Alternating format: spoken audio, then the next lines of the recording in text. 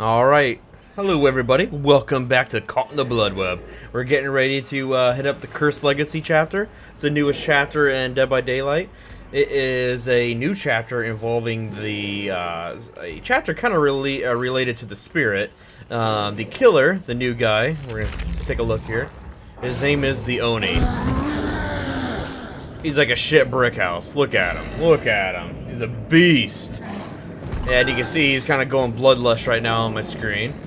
But just from his appearance, he's freaking terrifying. Yeah, compared to other killers, he's absolutely terrifying.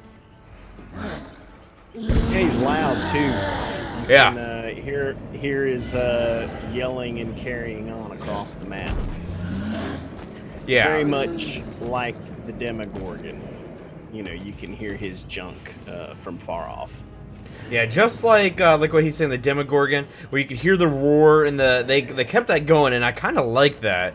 It adds a little bit more to the game. It's not you know, the killer's like, you know, far away from you. You have nothing to worry about. You know, with him screaming and yelling and banging, and it's just like it adds much more to the game.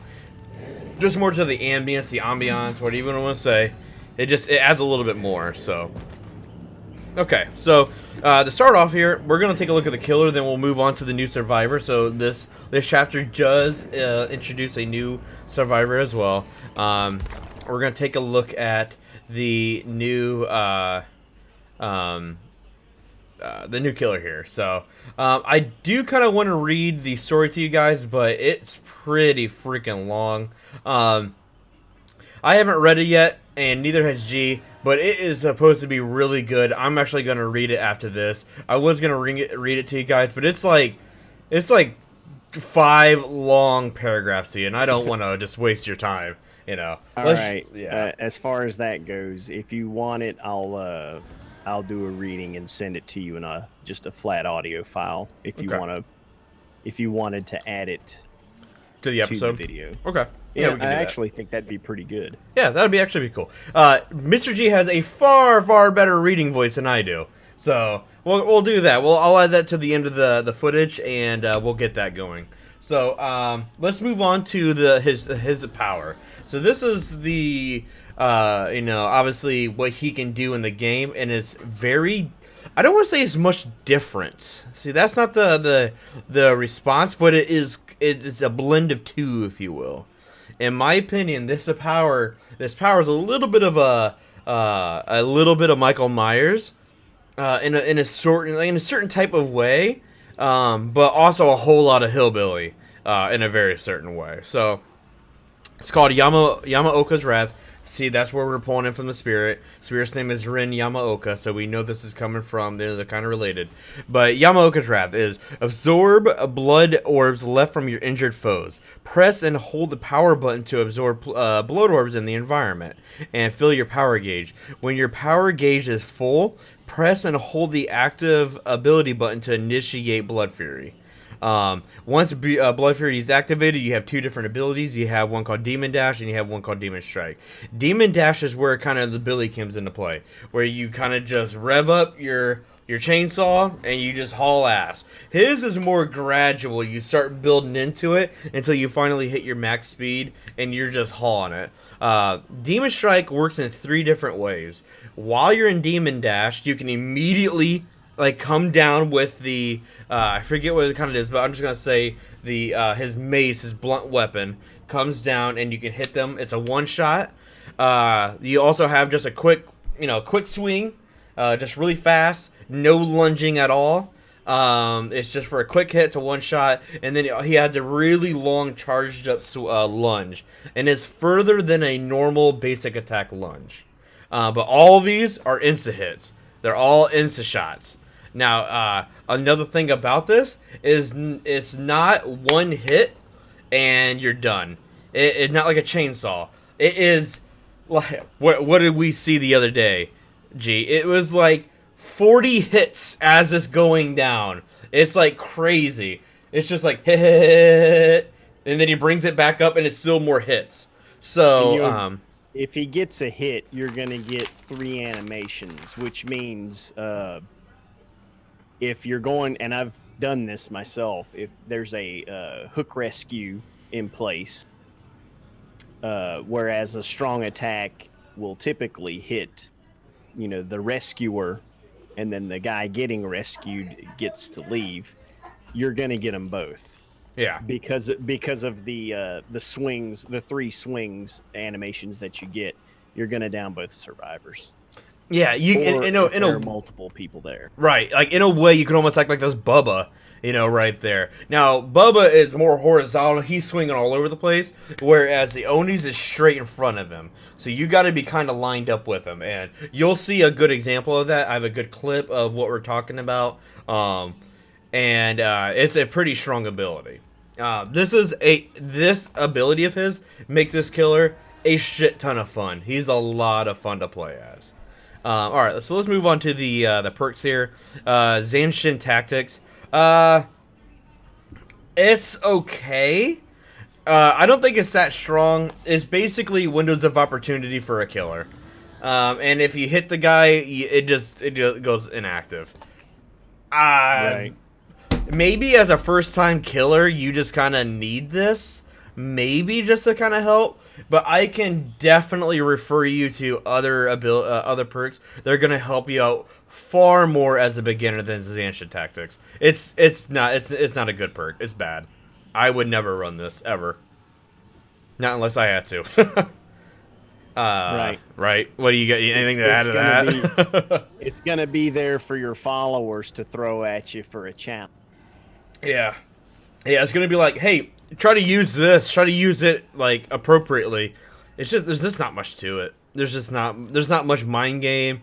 It's just that I guess you can have that second more of information of there's no palette here, but still, it's not very good.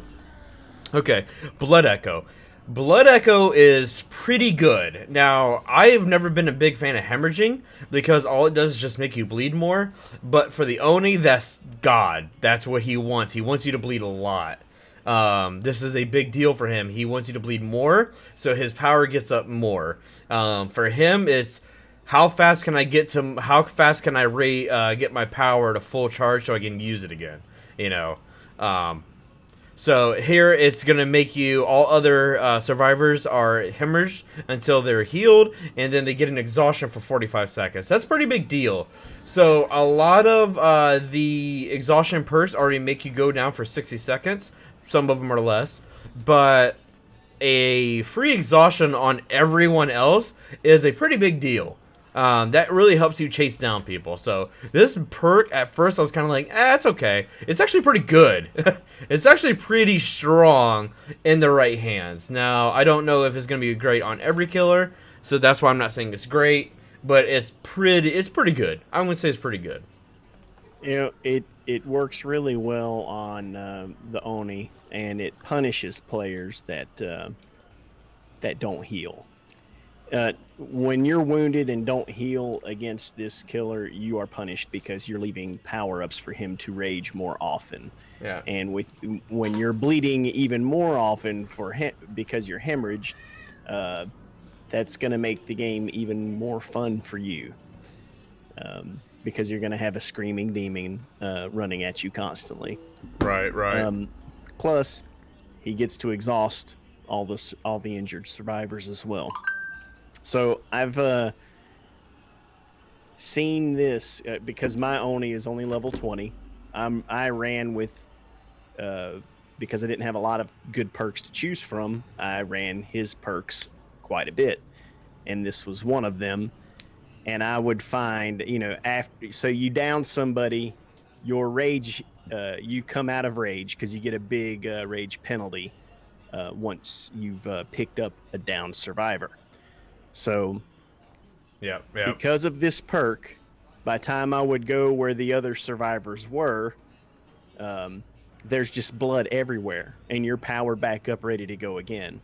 But anyway, I found a lot of value just in the few games I've played out of Blood Echo. But like Thrompz said, valuable for the Oni. Not sure about other killers. Yeah, I can't think of any other kills I would really want the hemorrhaging part. The exhaustion's pretty good, but again, I could probably think of something else that would be better. I mean, it's a lot better than Demogorgons once a Jenny's completed, or the one that's like, as long as a Jenny's under 50%, they're exhausted for 3 seconds once they leave the Jenny. This is better than that. If you're using that and you found a reason to use that old perk, this would be better in my opinion, just because it lasts significantly longer. But still, it's a bigger deal in my opinion. You mentioned the Demogorgon. I mean, we're shelving Demogorgon once this guy's released. Yeah. Isn't he just like better at everything? Yeah, exactly. Demogorgon's just like, nah, now. That's kind of a bummer. You know, he's a really cool killer, but he's just not very strong. Even when he was like fresh out, he wasn't very good. You could just kind of predict everything. He definitely needs a little bit more work. Oni right now is obviously there's his PTB. What we saw of him, and you might see in one of my YouTube episodes, definitely coming out very soon. But definitely by the time this comes out, that I called this guy slow and I called this guy loopable.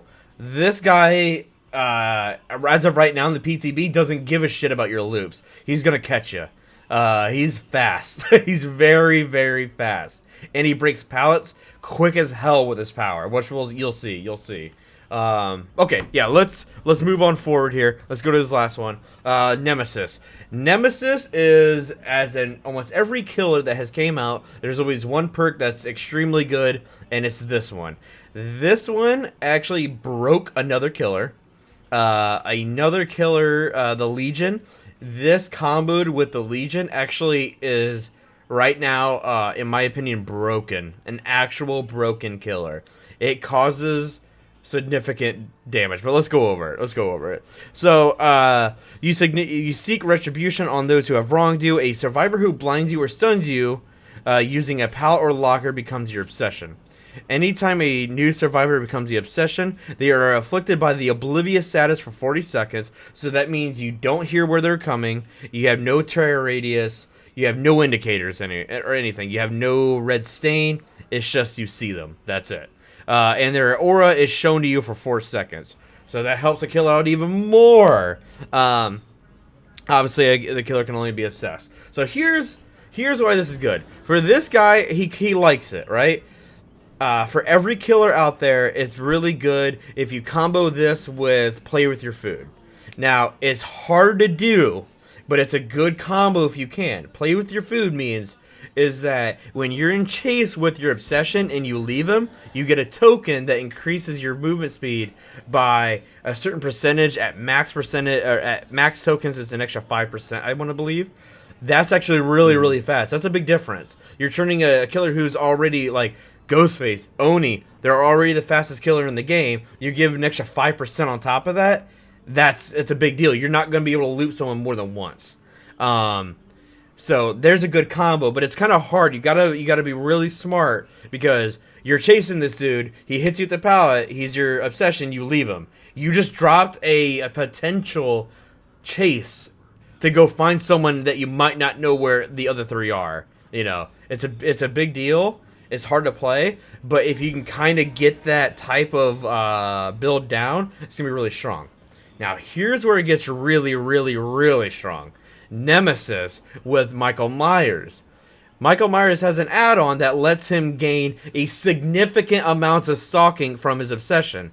His obsession keeps changing. That means his stalking is going through the freaking roof, and he's not going to be able to run out of stalk points. So he's just going to be able to keep tier 3ing over and over and over and over.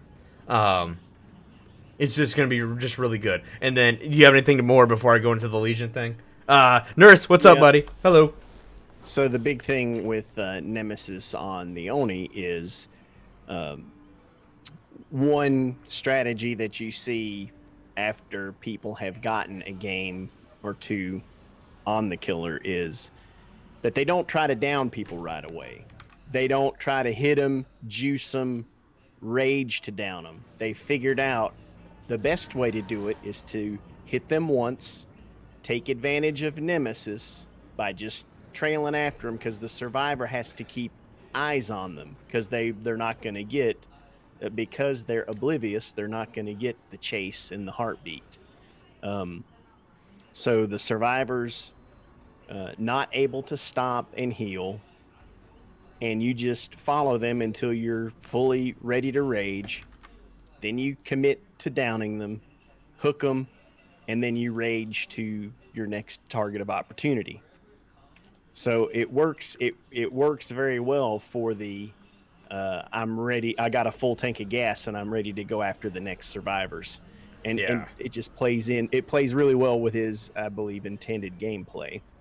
You know, just stalking someone and harvesting blood off them until you're ready to go. Right. Yeah. I mean, exactly. That's exactly right. And Nemesis is definitely one of those that it's a new perk that introduces a very new style of gaming, play style, like what G's saying. Now, here's where it gets crazy. Now, this perk, like I said, broke Legion, and here's why it broke Legion. Legion has an add-on that every time, if you're in Feral Frenzy and you hit a survivor, it puts them to the men state. After you hit them again, it reduces their men state significantly. Now, you let them hit you with a pallet, right? Now they're the obsession and they're oblivious. You go into Feral Frenzy, you hit them twice, okay? Their men state is at 1/10 of the meter, right? Very, very little. Well, the men state only stops going down is if you're in the killer, if you're in Legion's terror radius. Oblivious gets rid of that. So even as you're running, you're losing the mend state. And while you're healing, it just goes down. You have to immediately mend right then and there, or you're going to go into a dying state. So, Legion, you stun him, he has Nemesis, you get Oblivious, he hits you twice, now he chases you until you fall down. You don't get away, you won't get away. If he even hits you once, after he Nemesis you, he hits you only once with Feral Frenzy, he doesn't give a shit, he's just gonna wait till you go down. You won't get away, you can't. So there's why it's broken. It's extremely strong. This is PTB right now. I can't fathom them letting this go through. If they do, Legion will be the strongest killer again, and even stronger than he was before. He will be an actual broken killer. And if they let that go through, Dead by Daylight's going to see a hit. Because no one's going to want to play it with that running around. Everyone already hates Legion. He already has a bad reputation. Let this go through and see what happens. Yeah, could you imagine playing in that, G? I couldn't. I'd be pissed. Nah, if people see Legion coming at him if that interaction's not monkeyed with and resolved in some way, people are just gonna go for that first hook and get out of the game. Unless they're the type that'll just disconnect right away. Yeah, and say either you're gonna have an immediate hook, they're gonna kill themselves off, like you said, or you're gonna DC immediately. No, it's way too strong. They gotta do something about it. Okay, all right. I don't want to make these episodes super long. I'm gonna try to keep them an hour, so let's move forward. We're gonna move on to the Survivor real quick here. Well, there's one other thing about him that we didn't get into. Okay, yeah, absolutely. And you've got lovely clips that are going to highlight this. But my man's got a broken swing, like way worse than Freddy at his worst or the Demogorgon when he was on PTV. This guy's lunge hitbox is ridiculous. He's hitting people through walls and around corners. Yeah. At a. Yep. You'll see. We'll get into it, videos. But yeah, exactly what G's saying. He's swinging through a wall, like where he should absolutely hit the wall with the sword, but nope, it still goes through and it hits you. But yeah, like he said, I'll show it to you guys. It's bad. It's real bad. Okay. All right, on to the new girl, Yui Kimura. So this is our first.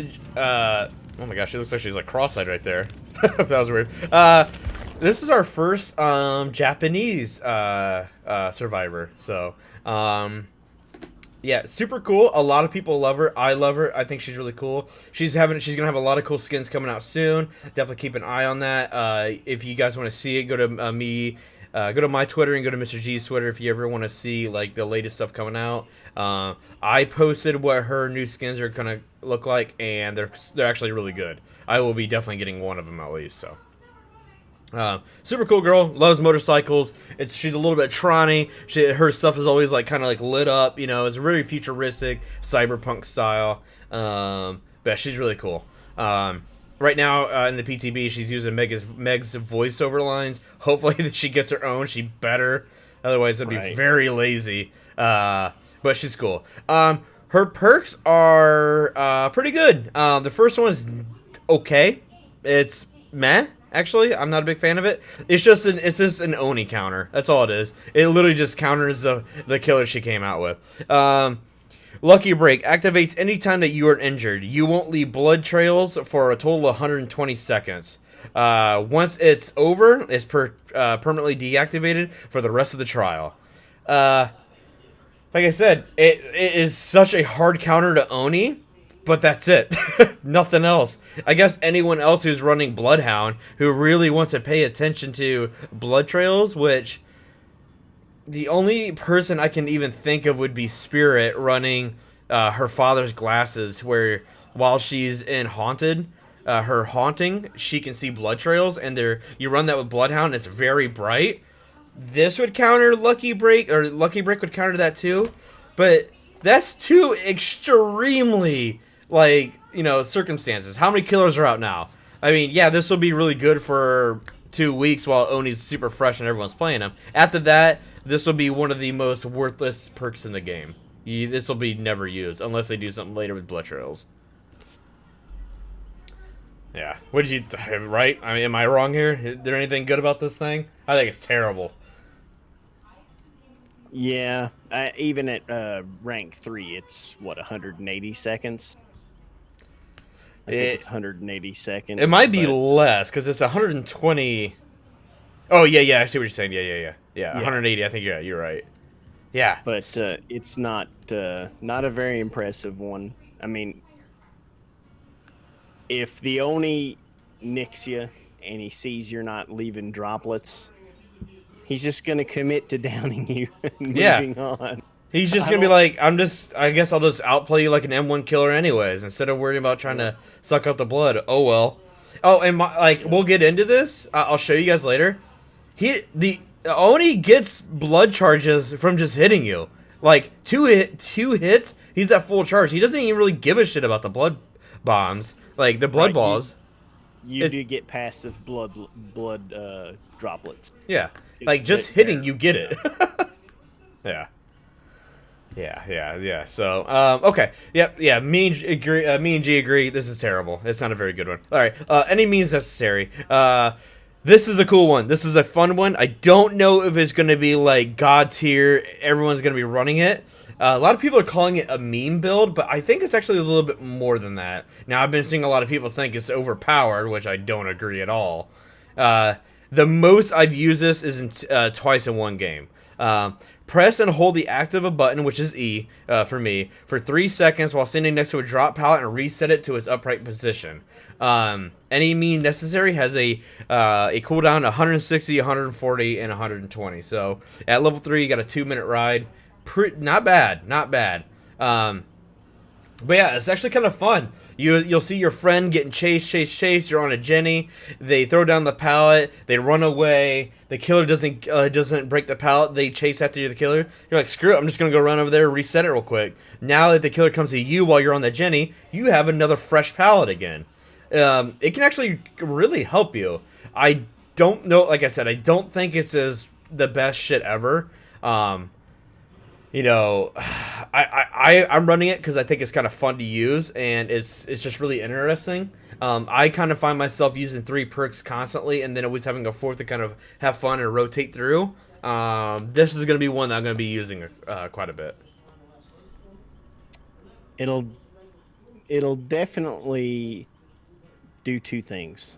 People are going to have fun with it, And this perk is going to train newer killers to kick every pallet that's dropped in front of them. Because it's people will get annoyed at running into pallets. The killers that are allergic to pallets or allergic to wood, as I said, the ones that just dodge and run around every pallet, and I'll even do that sometimes.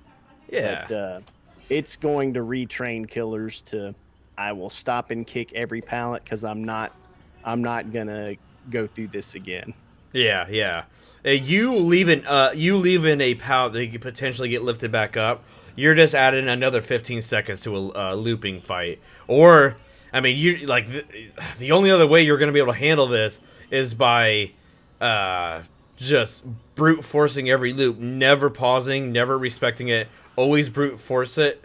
This way, they throw it down and you kick it and you get it done and over with. If you're a killer who respects pallets and tries a mind game, this is going to be your worst enemy because you're more than likely going to be the person who's just going to waste 20 seconds and then you can kick it or you're going to leave. It's just going to be bad news. It's just going to be bad news. You got to kick them. You got to kick them if you're a killer. Okay, last one, Breakout. Breakout is the team what do you want to say? The team perk, if you will. This is for the team who wants to block the killer for trying to get to the loop by standing in their way, just being annoying, trying to bait them into hitting them, running away. This is what this is used for. So within 6 meters of a carried survivor, you gain the haste effect. So it's 5, 6, and 7%, respectively. Excuse me. The carried survivor's wiggle speed is increased by 20%. This is pretty fast. Now, there's a lot of survivors who don't understand the difference. It's fast, but you still have about 5 seconds, 6 seconds of wiggling you got to do. Before, it was like 10, 12 seconds. So it does cut it down significantly, but it's not amazing. And I don't think it stacks either. I'm pretty sure it doesn't stack. You can't have 3 other people sitting around you and you wiggle off in 2 seconds, you know? Right. Yeah. I see this being in Meme with Friends and Bully with Friends group. Yeah. We'll definitely see it there. That one and Any Means Necessary. Yep. There's going to be a lot of clips when that hits live. Yep. Yeah, it's going to be the people who want to run a flashlight. They're going to be using this because if they don't get the flashlight, then they're just going to be like a fucking annoying fly around you while the survivor is increasing by 20%. The only thing that's going to counter this is agitation and iron grip. These are the hard counters to it, but iron grip is almost never ran. Agitation is ran pretty often, I noticed. It's still around. It's still being used. But Breakout is a pretty good annoyance tool, especially if multiple people run it. One person gets hit, they run away. Your second teammate who's trying to block a hit is still there with Breakout. It's definitely a perk that more than probably at least 3 people in the group need to run together. Because if the third person is hooked or being carried, you're gonna at least want 2 more people with it, you know. But we'll see. But yeah, that is the killer and the survivor. We're gonna hop inside of a. Actually, let me show you the clips here real quick. You want to do that first, G? That's fine. Okay. Give me a second here, guys. Okay. All right. So here's the first one. I'm gonna hide myself so you guys can see it. Let me hide my jar too here. Okay, and hide myself. Okay. So here's the very first one. Pause just for a moment. Yep.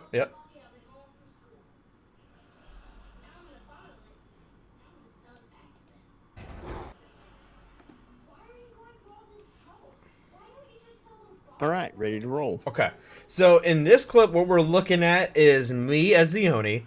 I have already activated my power, as you can see down here. I just hooked someone took 2 steps away, and a guy unhooked the other guy in my face. And here's what ensues.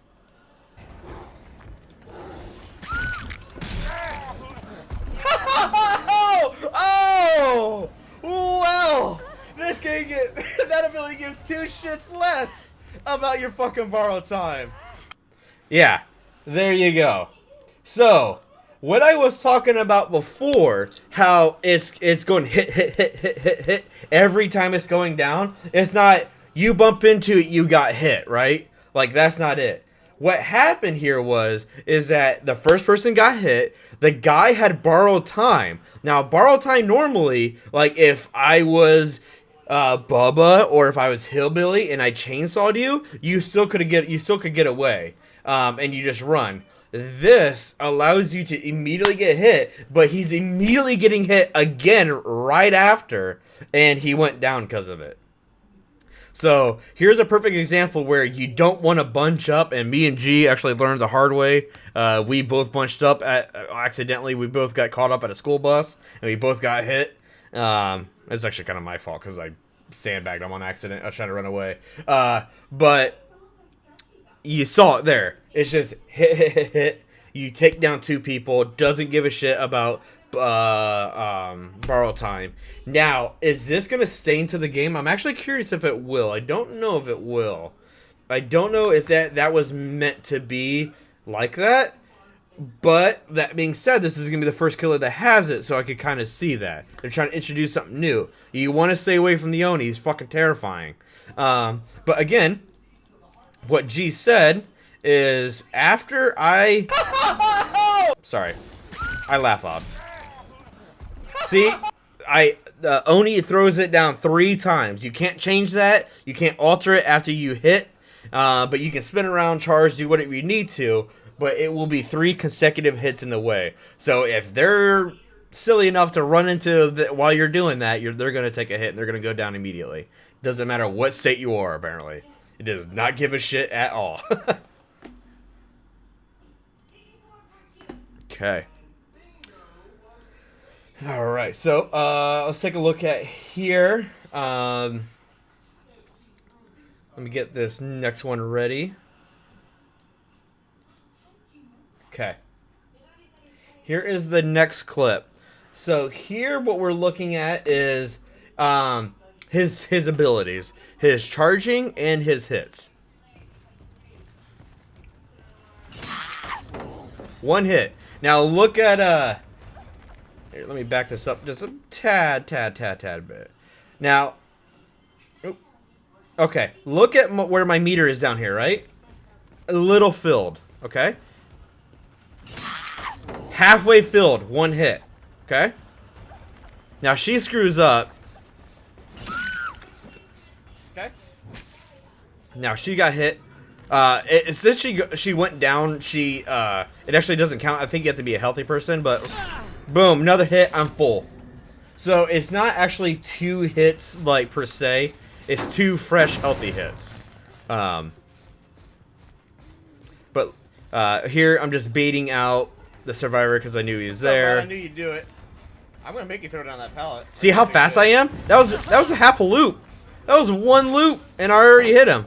Now here, he's just a fast killer. Some of those killers couldn't make. Some of these killers couldn't make that quick of a backup and got that hit. Now this might be because of his range a little bit. His range was a little crazy, but that's what we're looking at here. Okay. Anything there? Nah, I think that that last hit looked like just typical dedicated server hit. Yeah. Yeah, it's like it probably shouldn't have hit, but then again, it's hard saying sometimes. The people with the swords, like even some people said that Spirit's range was a little bit longer. I don't know if that's true or not, but we'll see. So here's the second clip I wanted to show you guys. This is the charge ability. We lost one during the look. I feel bad for this killer who sat in queue for 15 minutes for that. So there's my charge. Now here's my big lunge. That's an M1. See how I kind of ran forward a little bit there? There you go. So you saw his 2 main abilities. You saw all 3 actually. You saw the charge. You saw before you saw the swing, the quick swing, the instant knockdown, and you saw the charge, and the forward lunge. So there's his 3 abilities there. Now that's what it looks like. But this time we're actually going to take it a step further here. Oh, excuse me. I clicked on the wrong button there. Me and G are actually going to hop into a custom game, and we're just going to kind of show you a couple things here. Just fling me an invite. Okay. Nope, wrong button.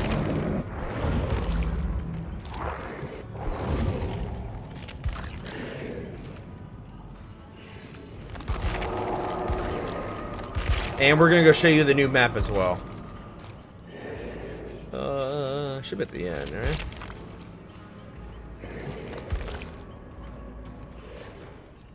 Okay. It's called the Sanctum of Wrath. So we're going to play this map. We're going to show you what it looks like. And we're going to get going here. So bear with us while we're doing the quick load up here.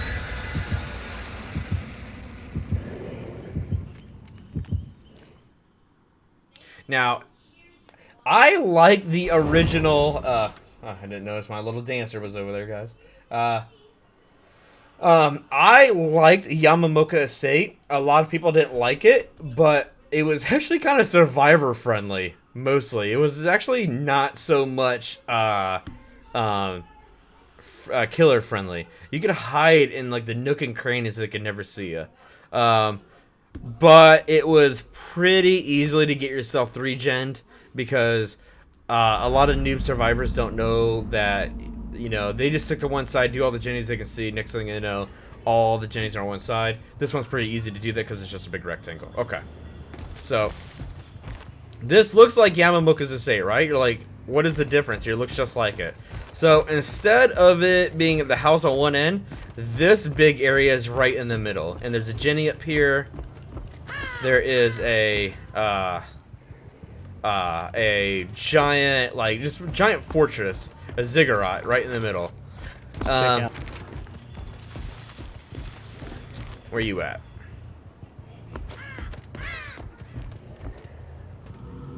Oh, there he is. Okay. There he is. Okay.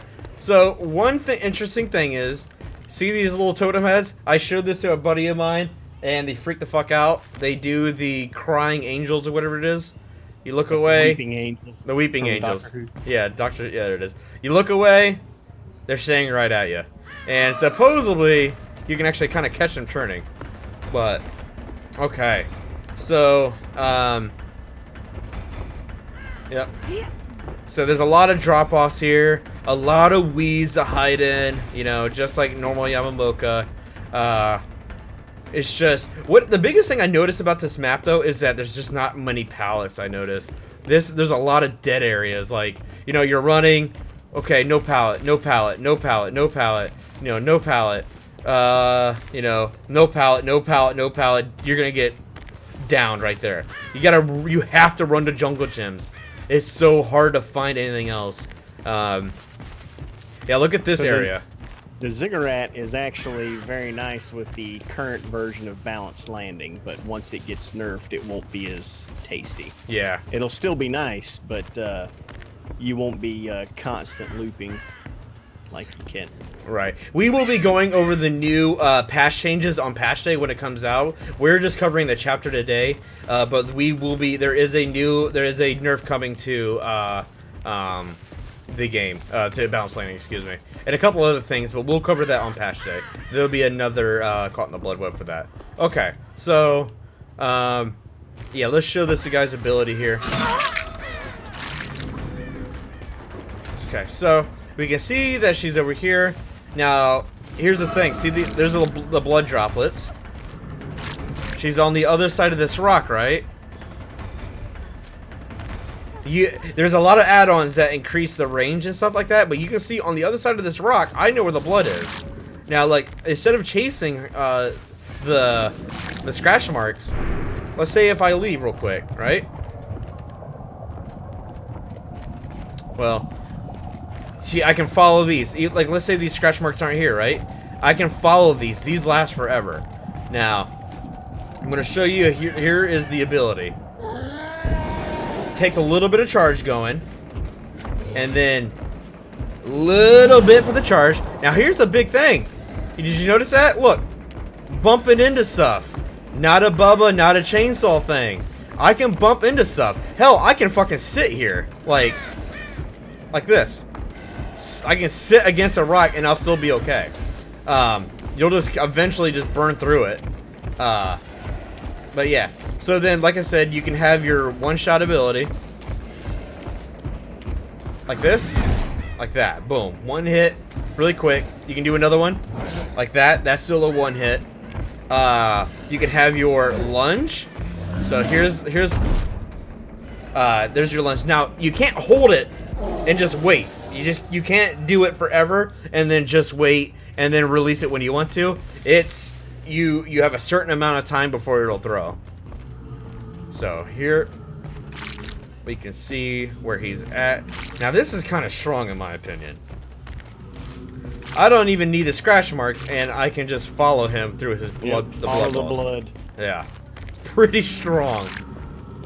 I'm looking for there's one of those weird pinch spots in the map on it's on the right border in one of these areas where it looks like you can run through.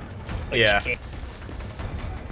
Okay, I want to show you guys how long these blood last, right? So we've been farting around over here. This is where I originally hit him. Check this shit out. Right there. These blood is still around. It's still here. Now this can kind of mess with you. You're like, oh hey, here's some blood. Maybe a guy's around here. This was from like a minute ago, and they're still around. So it's good to collect for your power, but it might not be the best for charging. Yeah.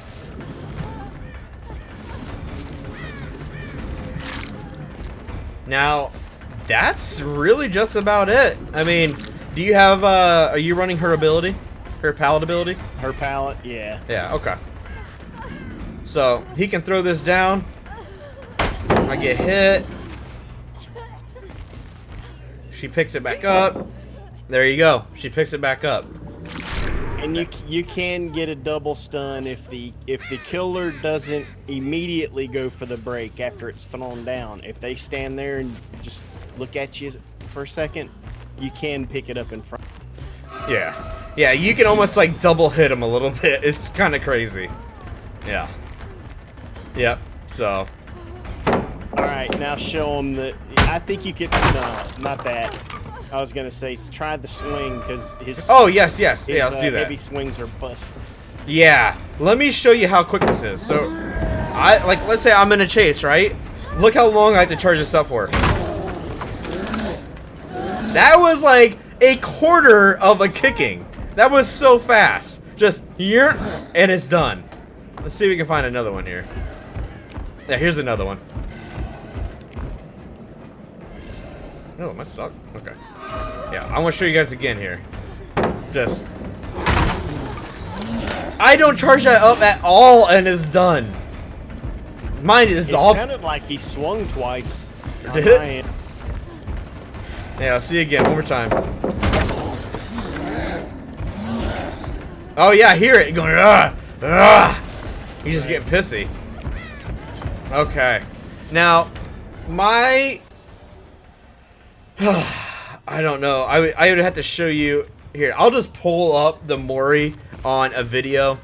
I don't know if I have it easily on hand. I did do a Mori game.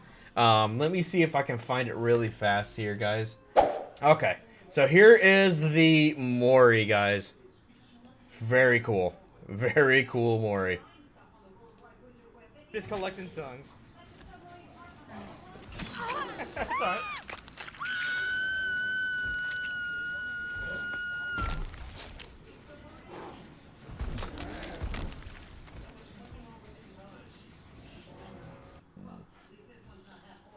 Yeah. Yeah. Stabs her in the chest, rips out her tongue, squeezes it, makes it explode, and then she's screaming, and then just when that fucking thing comes down, just silence. It's like that brutal. It's just quiet. Like, that's just so scary to me. It's just like, that's it. It's just pop, done, quiet. Oh man. Fun stick beatdown, as we call it. Yep. Yeah. He really hits you with the ugly stick. Mm-hmm. But okay, I think that's it right now. Is there anything else you wanted to add? That's it. Okay. Well, thank you guys. Thank you for watching another episode of Caught in the Bloodweb. Stay tuned here. Once this goes live, there's a new patch that's coming out. We'll do another cover through or another update. We'll see what's gonna go through, what's gonna go live, what is the Oni like then. A lot of other things are coming around. Balance landing's getting nerfed. A whole bunch of areas. It's just a whole bunch of different things. So stay tuned for the next episode. Keep an eye on both of our Twitters, and you can see when the next one's coming. So, all right, guys, I appreciate you guys hanging out. But until next time, we'll see you next time we get caught in the Bloodweb. See ya. See you, man.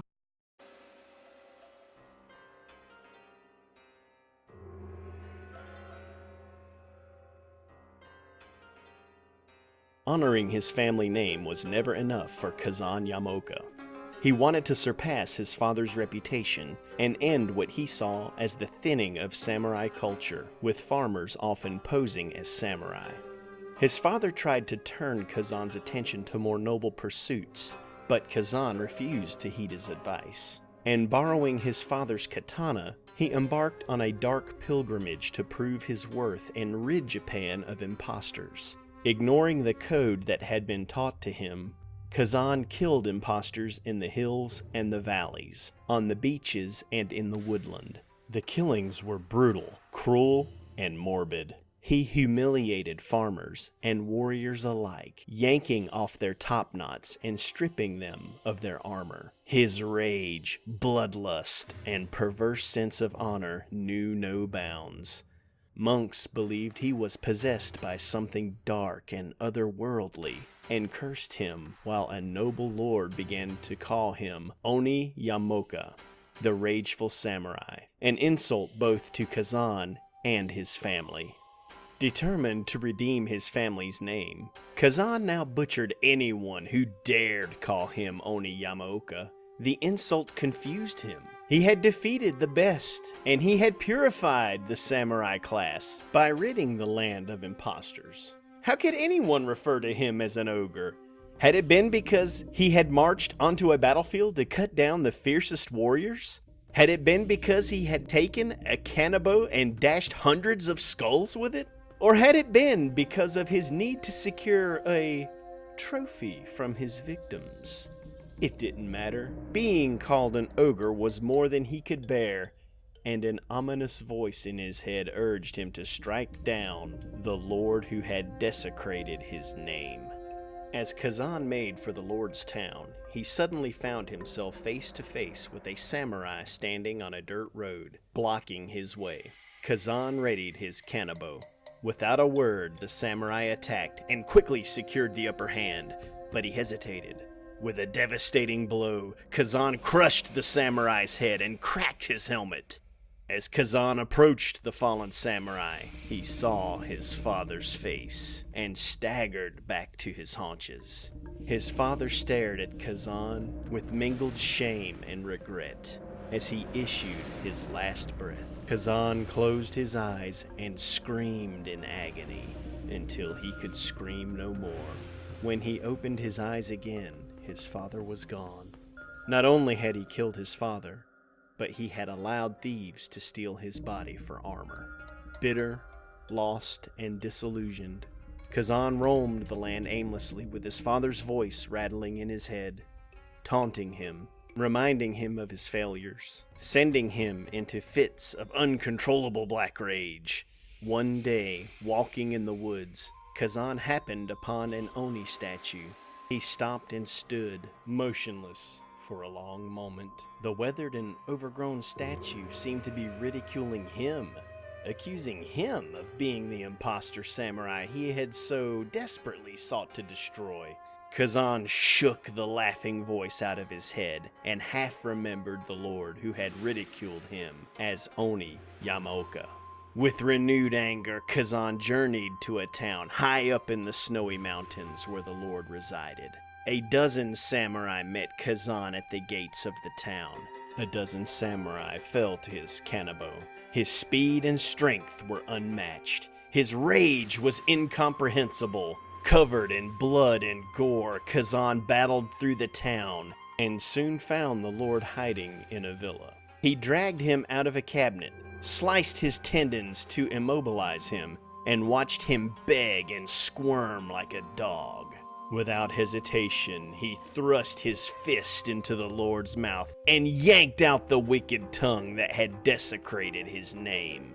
Satisfied, Kazan exited the villa to find himself surrounded by dozens of farmers wielding rusted scythes, sharp pitchforks, and heavy clubs. He survived the first few assaults, but there were too many attackers from every direction. Within moments, Kazan was on the ground, staring at a cold, indifferent, darkening sky as farmers took turns stabbing and torturing the Oni who had butchered their beloved lord. The frenzied mob dragged Kazan into a small stone mill to continue the torture and finally left him to die a slow, agonizing death. When they returned, the mill was filled with a strange black fog, and Kazan's body and the kanabo were nowhere to be found. It was the beginning of a dark legend about a rageful Oni haunting the town.